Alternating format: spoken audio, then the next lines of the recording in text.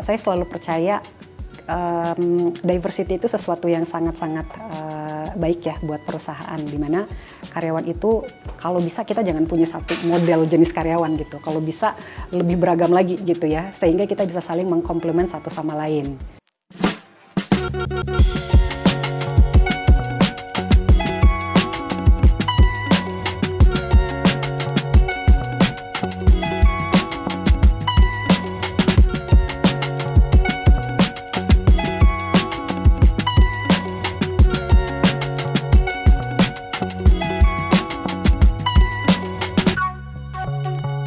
Sebelum saya ke sana, saya ceritakan sedikit dulu kali ya, journey saya sebelum masuk di Human Capital ya, karena menurut saya ini penting untuk set the tone.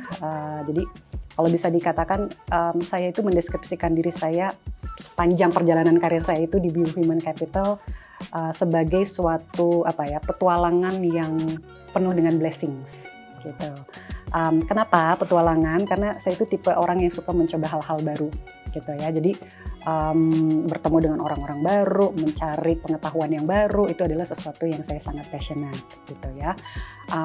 Dan sebetulnya kenapa ini menjadi suatu blessings, karena kalau dilihat sedikit background dari studi saya itu sebenarnya saya bukan orang atau berbasis seseorang yang berbasis SDM dari background studinya. Saya orang teknik sebenarnya ya. Jadi pada saat mulai bekerja awal-awal itu mungkin dari magang gitu ya, atau pada saat mencoba untuk masuk di dunia kerja itu, kalau teknik kan biasanya kita masuknya di pabrik gitu ya, atau kerja dengan mesin. Tapi dari saat itu sebenarnya saya udah punya satu dorongan dari dalam diri saya, kalau saya nggak mau kerja sama mesin, tapi saya mau kerja dengan bertemu dengan orang gitu ya. Jadi makanya saya bilang ini adalah suatu blessings karena saya loncat dari background studi yang berbeda masuk ke dunia human capital, karena memang saya didukung oleh leader-leader saya sebelumnya yang sangat-sangat baik dan sangat mempercayakan saya dalam menjalankan tugas sebagai seorang human capital. Setelah saya lulus, memang saya memulai karir saya di executive search, lalu masuknya dari executive search itu biasanya ke rekrutmen ya. Tapi dari rekrutmen itu ya cukup lama juga sih saya di dunia rekrutmen. Tapi setelah itu saya rasa setelah dunia rekrutmen apa ya nextnya gitu ya. Jadi ada satu dorongan untuk mencoba sesuatu yang baru atau mempelajari hal-hal baru. Setelah rekrutmen, kalau nanti kandidatnya udah masuk atau karyawan udah masuk, apa yang bisa dibantu lagi oleh seorang human capital gitu ya, untuk memastikan kandidat ini bisa benar-benar survive, dia bisa menjadi seseorang yang lebih produktif gitu di perusahaan gitu ya. Contohnya seperti pengembangan apa yang tepat, kira-kira apalagi sih informasi-informasi yang patut diberikan kepada seorang karyawan pada saat mereka baru menjajaki dunia atau organisasi baru gitu ya. Maka hal-hal itu memicu saya untuk menjadi seseorang yang lebih generalis lagi di luar dari rekrutmen ya. Sehingga saya masuk di posisi saya saat ini.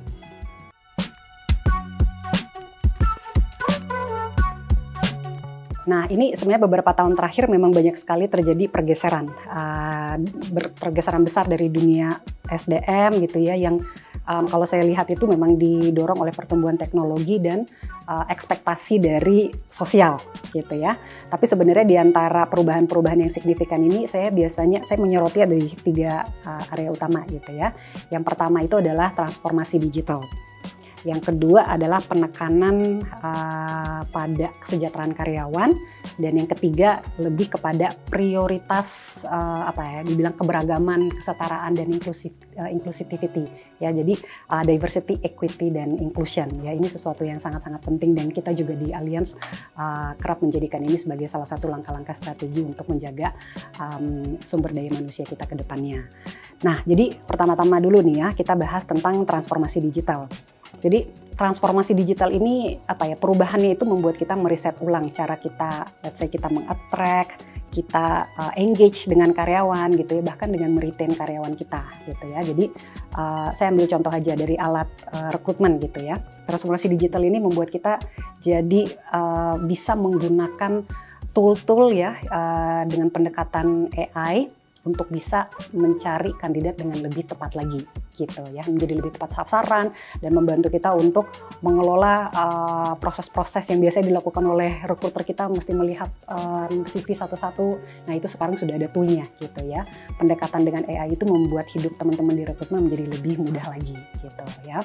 Selain itu untuk pendekatan teknologi ini, transformasi digital itu sebenarnya menuntut kita di human capital itu menjadi menjadi lebih dekat dengan data gitu ya, karena data itu membuat kita menjadi lebih bisa melakukan predictive analysis atas sebenarnya langkah-langkah apa sih yang bisa kita lakukan untuk pengembangan karyawan kita itu seperti apa ke depannya, atau bahkan membantu kita untuk melihat tren-tren daripada tren-tren dari sisi behavior ke karyawan kita itu bagaimana ke depannya gitu ya. Itu dari sisi transformasi digital. Kalau dari sisi penekanan kesejahteraan karyawan, ini mungkin sejak pandemi bisa dikatakan masyarakat luas itu kan menjadi lebih aware ya terhadap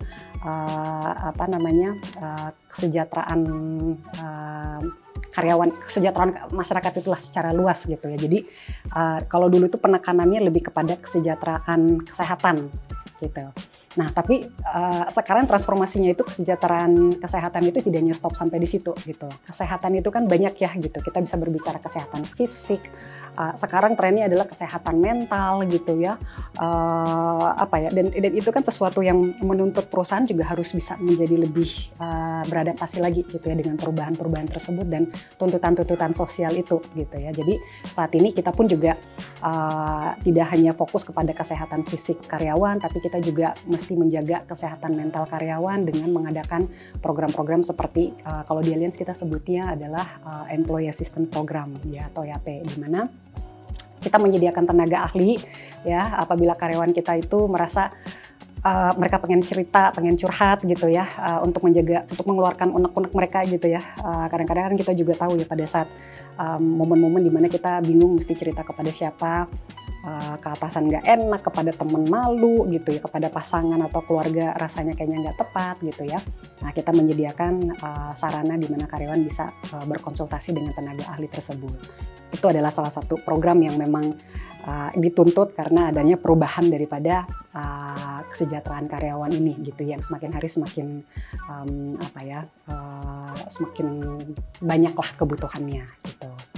Dan yang terakhir ini adalah prioritas untuk mendukung tadi ya diversity, equity dan inclusion gitu ya. Jadi ya itu dia ya, penyetaraan itu adalah sesuatu yang semakin kesini kita rasa sesuatu yang harus dipenuhi gitu ya, dan ini pun juga harus dibangun dari culture yang memang kuat gitu ya, dan culture yang kuat itu sebenarnya harusnya dimulai dari leader-leader yang paham atas pentingnya diversity, equity dan inclusion ini gitu ya. Jadi kalau boleh saya kasih contoh lagi ya, kalau di Allianz itu kita sebenarnya balik lagi selalu menekankan diversity itu menjadi sesuatu yang penting untuk kita semua ya. Kita juga ada salah satu program yang kita mulai dari leadership kita, di mana salah satunya adalah untuk memastikan adanya minimum quota untuk women di posisi leader gitu ya. Jadi kita harus ada certain rasio yang kita mesti penuhi gitu ya, di mana leader-leader kita itu kedepannya tidak boleh hanya didominasi oleh para pria. Not to ini ya, tidak untuk membuat menjadi ya mempanis male gitu, mohon maaf ya, tapi ini sebenarnya lebih kepada untuk memberikan equal opportunity juga gitu ya buat rekan-rekan atau karyawan kita yang female gitu untuk bisa strive dan bisa memberikan yang terbaik, sehingga mereka juga tahu bahwa suatu saat mereka pun bisa menjadi seorang leader di Allianz Indonesia atau di Allianz lah secara global, seperti itu.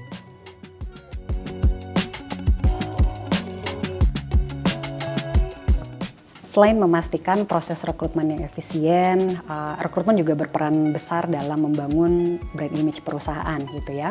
Dan di Allianz Indonesia, tim rekrutmen kita itu bekerja sama dengan tim digital branding gitu ya, dalam hal membuat konten-konten yang berhubungan dengan rekrutmen sekaligus membantu mempromosikan Allianz sebagai best employer. Nah, Selain itu juga sebetulnya apa sih inovasi-inovasi baru yang kita lakukan untuk menerapkan dalam penerapan proses rekrutmen ini? Salah satunya adalah tadi saya bilang pendekatan menggunakan AI ya, artificial intelligence ini sebenarnya sudah menjadi sesuatu yang common, di mana AI ini membantu kita untuk menyaring CV-CV gitu ya, menyaring CV-CV, mencari kandidat yang memang dibutuhkan gitu ya. Jadi recruiter tidak perlu mencari lagi kandidatnya satu-satu, tapi lebih kepada mengutilize AI ini untuk mencari kandidat yang kurang lebih profilnya cocok dengan kebutuhan perusahaan.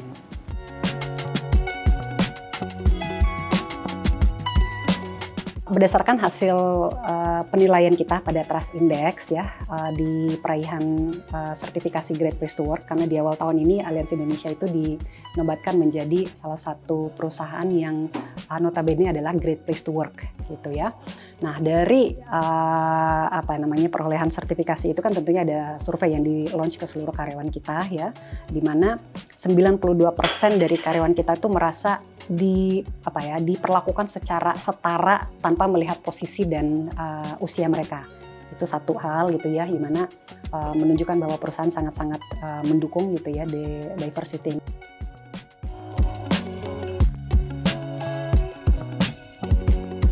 Dalam dunia serba cepat dan penuh tuntutan ini, keseimbangan antara pekerjaan dan kehidupan pribadi bukan hanya sekedar hal yang nice to have ya, tapi memang kita lihat juga ini menjadi sesuatu yang sangat-sangat penting untuk mendukung kesuksesan yang berkelanjutan, baik di level individu maupun di level organisasi ya.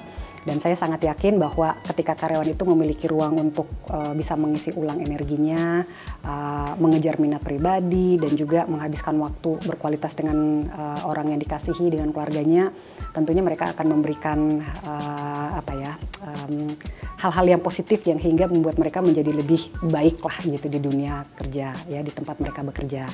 Nah, dari sisi perspektif leadership ya, kepemimpinan di perusahaan itu kan juga memang dibilang mempromosikan keseimbangan kerja, itu berarti memang kita sebagai leader itu akan berkomitmen untuk menciptakan lingkungan kerja yang lebih menghargai hasil daripada waktu bekerja gitu ya, daripada jam bekerja. Dan ini juga termasuk dengan pengaturan jam kerja yang fleksibel dan hybrid working arrangement yang bisa diberikan oleh perusahaan kepada karyawannya. Dan hal ini pun ya sesuatu yang memang kita sudah terapkan di Allianz Indonesia, di mana karyawan kita sangat-sangat mengappreciate ya pada saat kita mulai menerapkan flexible working arrangement ini, di mana karyawan itu boleh bekerja dari perusahaan maupun diberikan fleksibilitas untuk bekerja di luar perusahaan dimanapun mereka ingin bekerja, bisa di kafe, bisa di rumah gitu ya, atau dimanapun lah ya. Dan hal ini kenapa kita bilang memberikan dampak yang positif kepada perusahaan, karena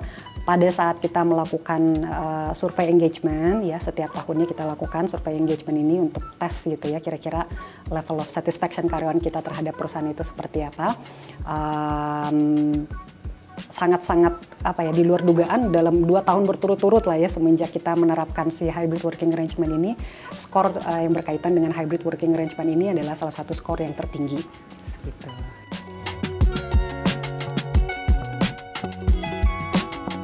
Membangun tim SDM yang solid dan efektif itu sebenarnya kalau menurut saya ya, ini memerlukan kombinasi dari satu strategic thinking, yang kedua kemampuan untuk membentuk dan merekrut tim yang kompeten, dan yang ketiga menjaga engagement dengan tim gitu.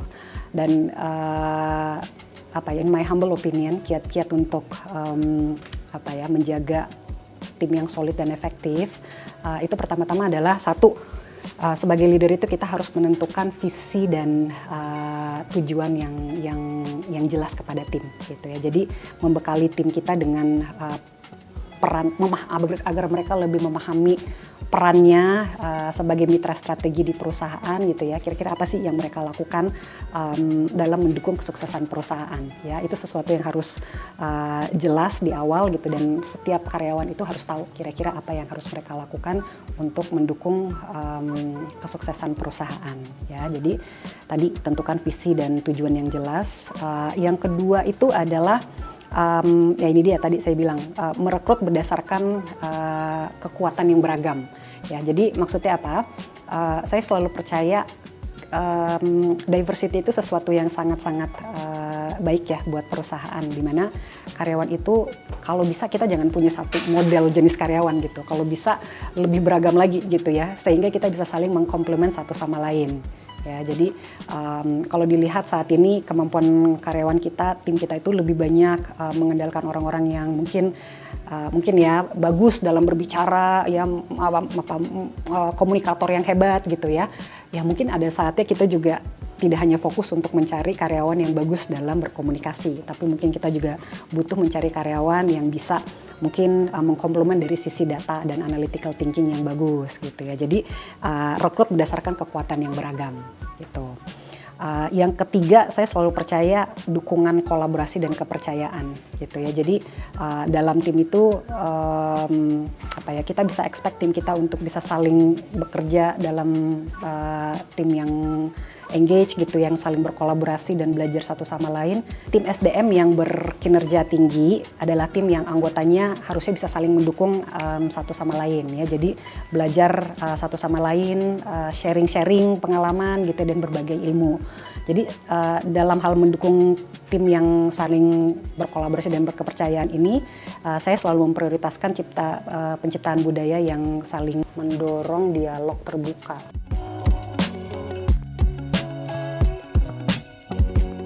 Sebagai bagian dari Allianz Group, di Allianz Indonesia itu kita menerapkan nilai kesetaraan dengan fokus inklusif meritokrasi. Ya, di mana fokusnya itu adalah untuk menjaga kualitas dan kemampuan seseorang dalam bekerja serta menjadi seorang pemimpin. Nah, ini sebenarnya maksudnya apa? Jadi di Allianz itu kita selalu percaya bahwa setiap orang itu memiliki kesempatan yang sama untuk bisa menjadi seorang leader di kemudian hari. Yang tadi saya bilang ya, bagian daripada diversity, equity dan inclusion itu gitu ya. Maka sebenarnya karena seluruh karyawan kita tahu semua karyawan itu memiliki chance yang sama, tapi kan pertama-tama harus dimulai dari pengembangan diri gitu ya. Nah, di Allianz Indonesia itu atau di Allianz lah secara keseluruhan, yang kita terapkan adalah kita mesti memastikan seluruh karyawan itu paham dan tahu dan bisa membuat personal development plan-nya mereka setiap tahunnya gitu ya. Setiap karyawan itu harus dibekali dengan apa sih yang ingin mereka capai gitu ya dalam short term, middle term atau bahkan long term dari sisi aspirasinya mereka ya. Apa yang mau mereka raih dalam ranah profesionalismenya mereka di kantor gitu ya. Nah, itu yang pertama. Jadi pembekalan atau memastikan bahwa karyawan kita memiliki personal development plan yang tepat, itu kita jaga. Nah, yang kedua, kalau sudah tahu nih ya personal development plan yang tepat buat karyawan itu seperti apa, nextnya adalah membantu untuk merealisasikan aspirasi-aspirasi karyawan itu gitu ya. Dan pengembangan yang tepat itu kan sebenarnya salah satu toolsnya dari Allianz Indonesia atau dari HR itu sendiri kan dengan memberikan pengembangan ya, program-program pengembangan atau training-training gitu ya. Dan selain memastikan adanya program-program pembekalan itu, kita juga memastikan bahwa karyawan kita dalam setahun itu harus memiliki minimal 43 jam pembelajaran gitu. Dan ini benar-benar kita track setiap tahunnya dengan sangat-sangat ketat untuk memastikan bahwa seluruh karyawan mempunyai mempunyai hak yang sama untuk pengembangan dirinya, dan itu sesuatu yang sebenarnya bisa karyawan kita pilih gitu kan, pengembangan yang bersifat mendukung pekerjaannya, profesional gitu atau pengembangan dirinya gitu kan.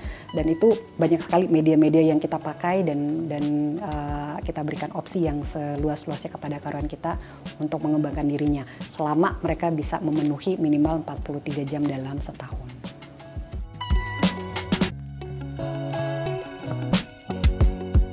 Gen Z dikenal sebagai, kalau menurut saya, Gen Z itu dikenal sebagai generasi yang sangat-sangat open-minded dan kreatif gitu ya. Jadi tantangan buat kita di HR itu bagaimana sih perusahaan bisa membantu untuk memfasilitasi tempat kerja yang sesuai dengan minat teman-teman Gen Z ini gitu ya.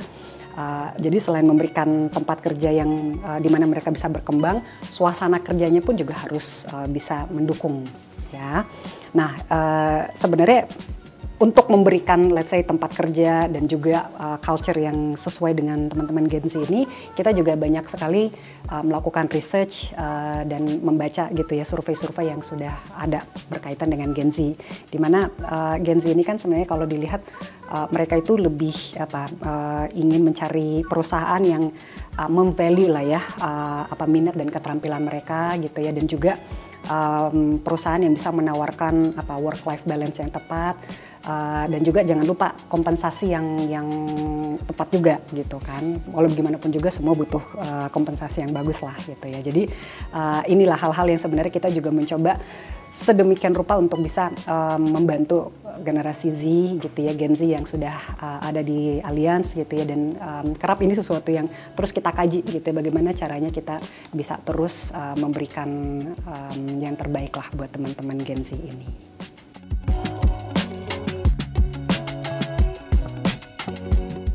Mungkin saya simplify ke beberapa keterampilan atau kompetensi ya. Yang pertama menurut saya yang penting itu adalah satu, data, literasi ya, literasi digital dan data gitu ya. Karena kedepannya dengan peningkatan tools-tools teknologi, AI dan lain-lain gitu ya, HR juga harus bisa mengequip diri mereka dengan kemampuan untuk bisa mengelola data dan membaca data ya, sehingga data itu bisa menjadi suatu informasi yang bisa membantu HR dalam mengambil keputusan yang tepat untuk mendukung organisasi. Itu yang pertama. Yang kedua itu adalah change management. Ya kan, perusahaan itu akan terus berkembang dan selalu akan ada perubahan-perubahan gitu ya, dan seorang HR yang baik adalah HR yang harus bisa memahami perubahan-perubahan itu seperti apa dan harus bisa menyikapi perubahan-perubahan yang ada itu seperti apa. Tadi yang saya bilang dengan adanya transformasi digital gitu ya, banyak sekali adopsi-adopsi terkait dengan artificial intelligence yang akan kita kita tanamkan nanti di dalam proses keseharian kita gitu ya. Dan kedepannya ini karena nanti akan banyak banget proses-proses yang akan dilakukan secara otomasi dan menggunakan pendekatan AI itu, maka kecerdasan emosional ini jangan sampai ditinggalkan gitu ya. Karena sebagai HR, selain kita juga harus memahami data, kita juga harus memahami sebenarnya actual daripada perasaan karyawan kita itu seperti apa gitu ya. Dan yang terakhir 4, ini favorit saya banget, yaitu adalah storytelling, kompetensi untuk bisa mengemas sesuatu yang tadinya kompleks menjadi suatu cerita yang sangat-sangat mudah, dan karyawan kita itu menjadi lebih gampang untuk memahami tujuan yang ingin kita capai ini. HR bukan sebagai fungsi administratif ya, tapi HR itu sebenarnya bisa menjadi pendorong transformasi dan pertumbuhan organisasi ya, dan sebenarnya hal-hal ini bisa dilakukan melalui pengelolaan talenta yang tepat gitu ya, penggunaan teknologi yang tepat untuk lebih memahami organisasi, budaya kerja, memupuk budaya kerja yang positif ya, dan juga fokus kepada memberikan employee experience yang lebih baik lagi.